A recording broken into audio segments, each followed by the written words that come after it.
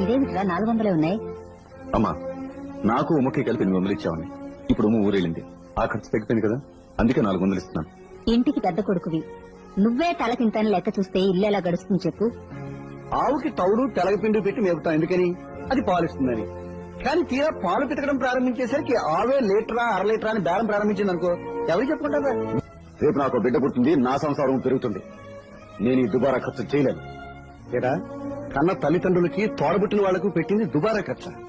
వాడు సంపాదిస్తున్నది 525 రూపాయలు మాత్రమే, కానీ నేను 1725 రూపాయలు. That is 1725. ఎస్. నువ్వు కొంచెం లోపలికి వెళ్ళమ్మా.